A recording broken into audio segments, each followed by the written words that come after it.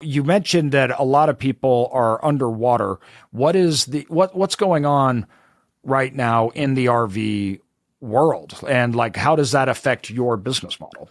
Yeah, most RV owners that we interact with, they've got to put about 20% down on their balance to be able to get out of that loan because they're underwater. And so for us, it's kind of created this blue ocean opportunity of there's that many more people that we can serve. So that's great for us. It's great that we have a solution for them as well, but it's created a tricky situation for the RV owner because they're competing with the dealerships who sold this mass quantity of RVs during COVID. So they're driving their prices down. So the RV owner has got to be more competitive to try and sell. And then on the other side of it too, there's this balance, right? Because the RV owner, especially if it's a drivable, where they've got a motor and it's going to be racking up mileage and depreciating through that.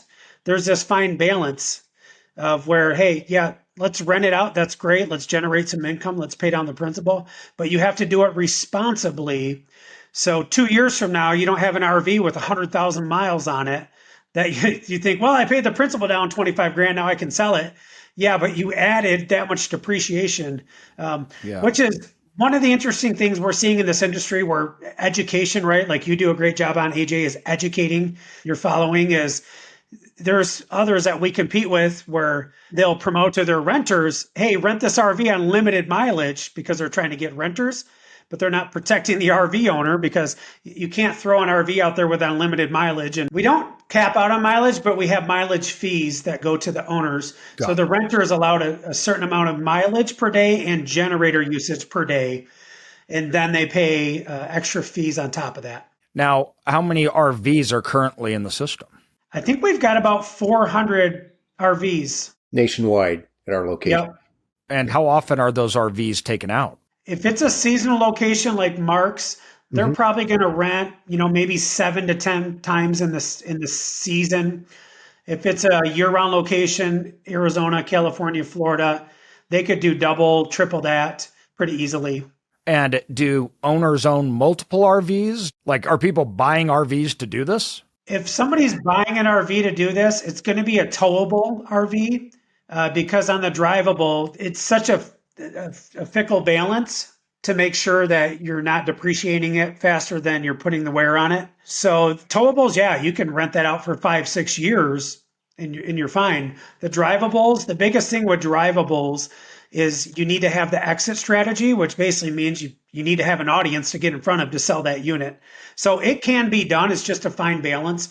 Like our competitors on a nationwide scale, like have you heard of Cruise America? Yeah. So like Cruise America, they've got hundreds and hundreds of units around the country and they own all their inventory.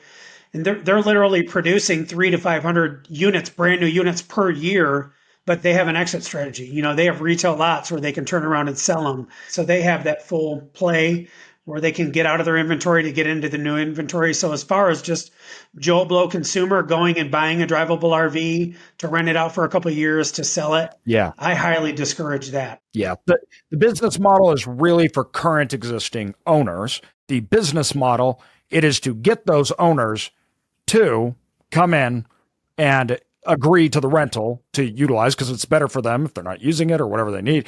And then you're doing the management of all of it. And then you get the 50% for the franchise, your little location or whatever you're doing. Right.